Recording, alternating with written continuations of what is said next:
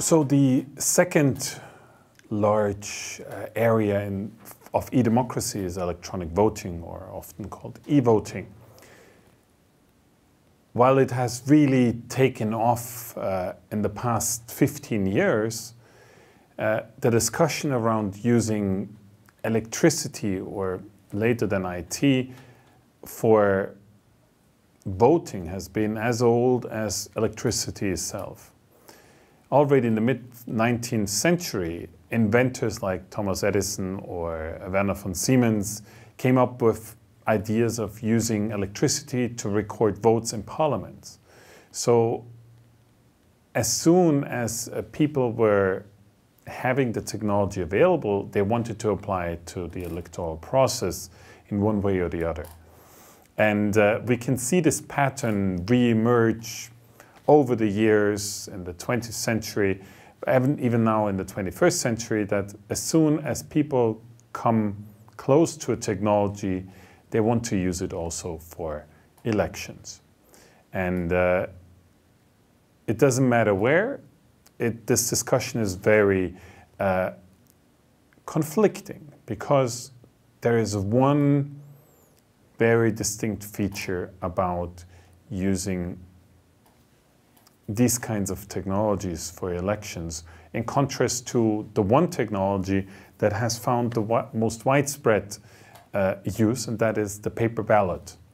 The paper ballot is something that we can touch, feel, and most importantly, see, and therefore has this universal feature of understanding how the process works.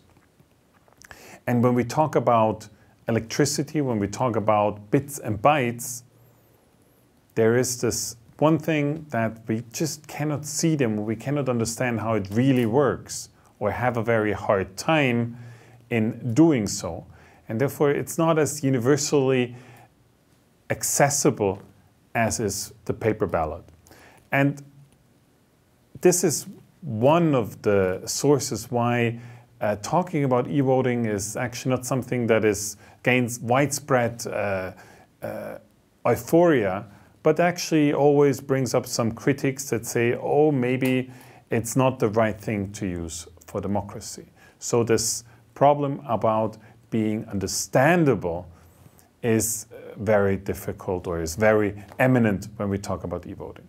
Nevertheless, using IT for elections, for at least the casting of the vote, and that is the definition of the Council of Europe for their recommendation on electronic voting, actually also has some certain nice features. We already heard it when we talked about e-participation, that IT, and especially the internet, allows us to take part wherever we want. We can even take part in local government decision-making while we are on the vacations in some small South Pacific island. And that's probably the most transformative issue, that actually not only those people that are in the place at the time of the election, but that are anywhere in the world can take part. And that can actually change the electorate, the possibilities and the chances of wanting to be or getting elected quite a bit. And that is one of the things where there are actually some new or some nice benefits of electronic voting, that it could actually include more people.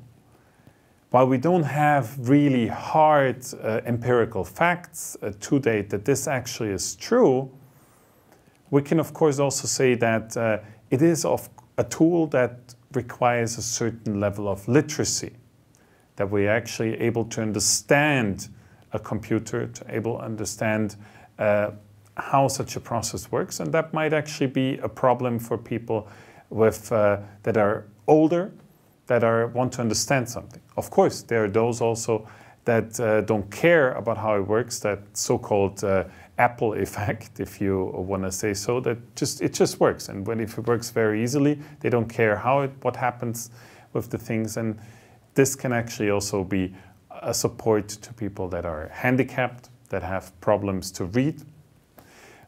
Take, for example, blind citizens.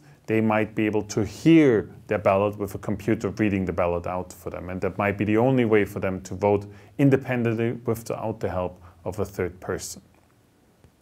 So while it's not a very easy topic, it's one that has a huge potential, especially when we're doing in our everyday life more and more things online.